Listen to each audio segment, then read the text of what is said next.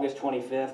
Welcome to Powwow. I'm your host, Mr. Moore. Let's go to Mr. Bryant's enrichment class so he can tell us why we're here this morning. Guys, what are we here for? Because we are preparing outstanding warriors with wisdom to overcome and win. So thank you, Mr. Bryant's enrichment class, for leading us out. Now for the accolade draw, let's go to Emma Richardson and Renee Lynn Skidmore. All right, so first we have Delia Cias, who helped decorate for International Day. Next we have Aaron Gardner from Mr. A for helping with chairs. And last we have Adatola All from Miss Peterson for putting up tables for STEM night. Yay. All right, so thank you, ladies, for going ahead and doing that for us. Next up, let's go ahead and extend our accolades to our Student Athletes of the Week. We have Ayame Mathis, who's been really working hard in football practice, and Bella Lewis, who worked during the summer on her basketball skills. Great job there. We have plenty more athletes that we'll be acknowledging over the weeks. And over here, we have Aiden Dunlop and Joanna Nyoke for our spotlight. Both of these students during the summer, they helped Miss Peterson move to a different room, and we love that investment. They love doing audiovisual, they love being part of that program, and they really helped her out during the summer. Thanks, guys. So now let's go to Coach Christina De La Cruz with this week's inspirational message. Good morning, Newman Warriors. I'm so happy to be speaking with you today. My name is Coach T. I'm the girls' head varsity volleyball and basketball coach, as well as the athletic coach here at Newman, for those of you who are new, and I'm so happy that you're here today. Today I want to talk from my heart a little bit about a topic that's very dear to me. I'm going to share a little bit of my story today, and I hope that you guys get some encouragement today, because that is definitely what I want to do for you at home and here in school as well. So today we're going to talk about being a victim or an overcomer. And this is something that is so important to me because I've lived both lives, and I've seen just what can happen in either path that you decide to take, because it is your decision to be a victim or an overcomer. A victim is someone who chooses to have the mentality that what's been done to you or what you've done is too big or too powerful for you to get past or to move forward. It prevents you from becoming the best version of yourself. An overcomer is someone that no matter what happens in your life, no matter what's been done to you, no matter what you're going through, you decide to have a strong, positive mindset, look toward the future, and make the best out of it. You do not allow one situation to define you. And today, I want you to take some time after we end here and think about which one are you? Which one have you decided to be, a victim or an overcomer? Now I'm going to talk to you today about a little girl named Tina Brown. That's me. That's my maiden name. My name is Tina De La Cruz now, but Tina Brown is who I was when I grew up in the Brown family. I was 15 years old. Pretty normal childhood. Parents were children's pastors, very loving environment. A lot happened after my childhood. My childhood was very peaceful, fun, normal. And then as I got older, we left the church. My dad started to drink, different things happened. And I started to get a little rebellious. I wanted, more freedom, free will, all of those things.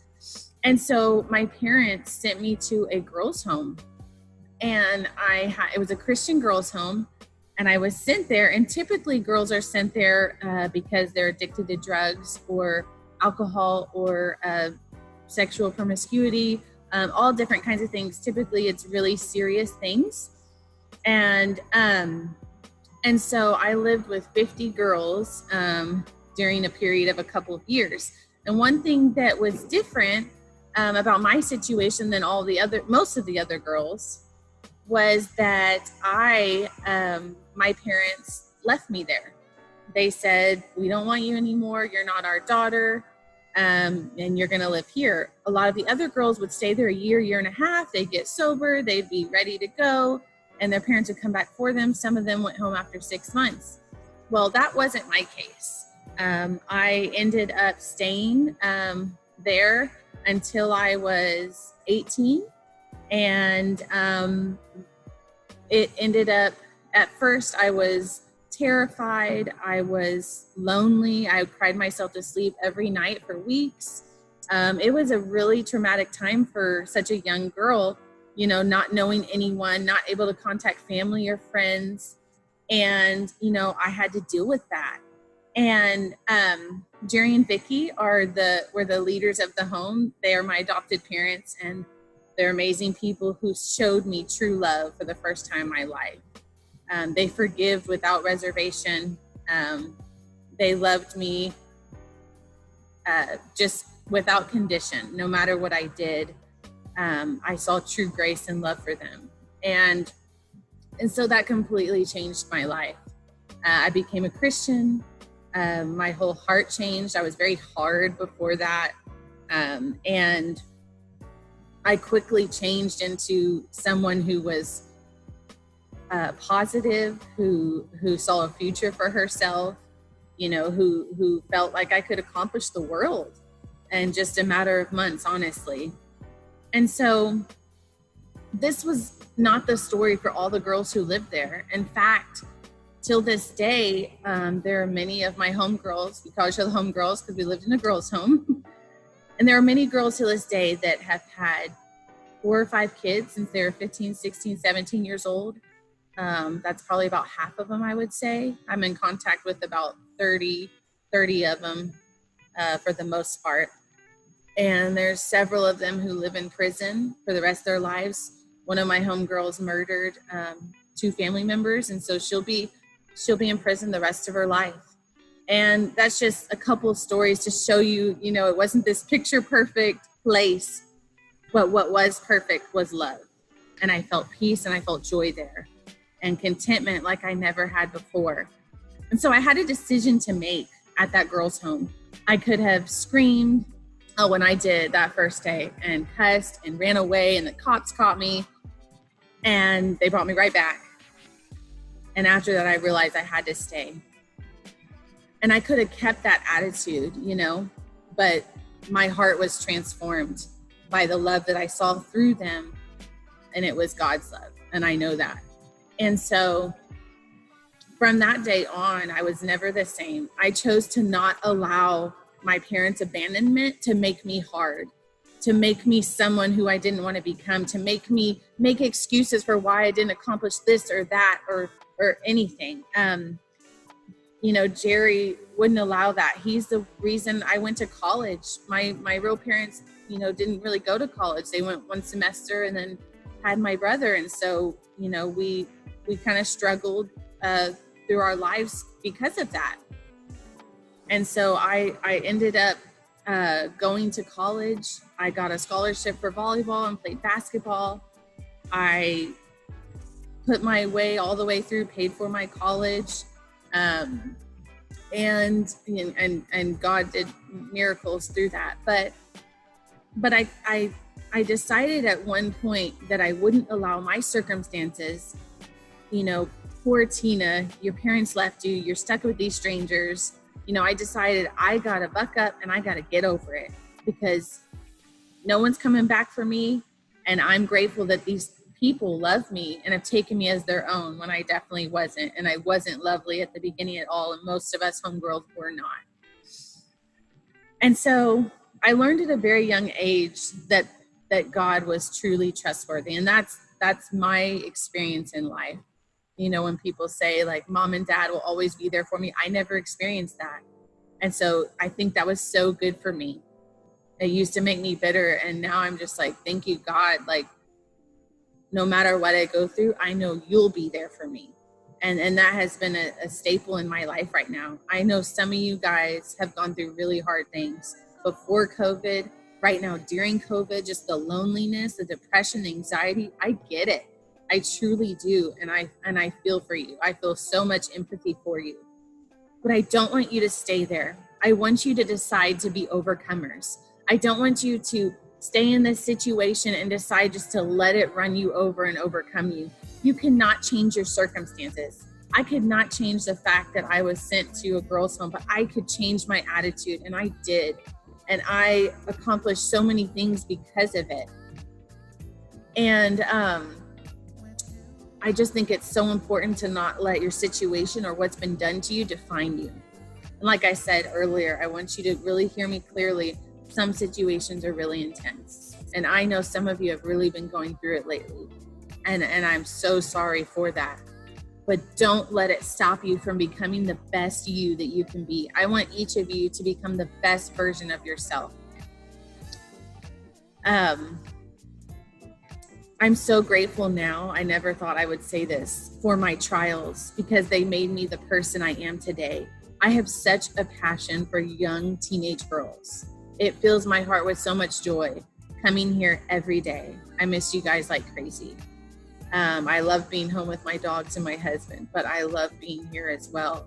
And it's because of what I went through. I want to make sure no kid feels helpless or without hope or lonely like I did. That's so important to me. And I think without my hurt, without my trials, without being abandoned, I wouldn't feel as strongly as I do about what I do. And so, let's see. I don't feel sorry for myself. I remember when I was younger, I used to a little bit. And I think that's really important. At some point, you got to move on and you got to say, my actions, I am in control over and I have to take responsibility for. And so don't allow one person or one situation or multiple circumstances to be the reason or the excuse why you act the way you act. I'm grateful for my pain. I'm grateful because it made me strong. And I know some of you are like, that sounds crazy. I know that if you choose to, because it's your choice, you can get to a place where you're grateful for pain. You're grateful because it can mold you into a person that nothing else can break you. You know, I think once you've been broken so fully at one point, it's like, for me, I surrendered to God and he healed me of everything, of all bitterness, anger, rage, loneliness, of everything, every orphan thing in me. And so I want to encourage you guys today that don't allow yourself to be a victim right now, okay? Decide to be an overcomer. No matter what you've been through, no matter what you're going through now, decide tomorrow to wake up and say, I'm alive today. I'm breathing for a purpose. And I truly believe that each of you are born with a purpose. Otherwise, you would not be alive, and you are alive right now. And you are special and you are unique. And there's only one of you in the entire world. And there will ever only be one of you. And so I want you to use that today and decide to overcome your circumstances. You can't always change them. I'm living proof of that. You cannot always change what happens to you. You can always change how you react to it and your attitude about it. And so, yeah, I think that's about it. But I hope you guys are doing so good. And we can't wait to hug you and just see all of you. And I hope you're encouraged by this, and know that us teachers are here for you. It's not just a job. You know, my husband and I live an hour away. We wouldn't drive so far for 9 years, you know, if it wasn't for a purpose. And our purpose is you guys. And so know that you're that important. If you don't feel like you're important to anyone, know that you're that important to me, even if I don't know you. Okay, even if you're a new student, it doesn't matter to me. Okay. All right. Well, love you guys. Hope you have a great rest of your day. Thanks for listening. Thank you, Coach Ayla Cruz, for that message. Now we're going to wrap up. Thank you for all who watched it this week. Every Tuesday powwow on the Newman Student Media account. But let's finish it out with the Relay Lemon with the school song. May God bless our school as we march to our tomorrows and stand taught today with love, faith, and hope. We rise to build our nation with wisdom, stature, and favor. May God bless our school today.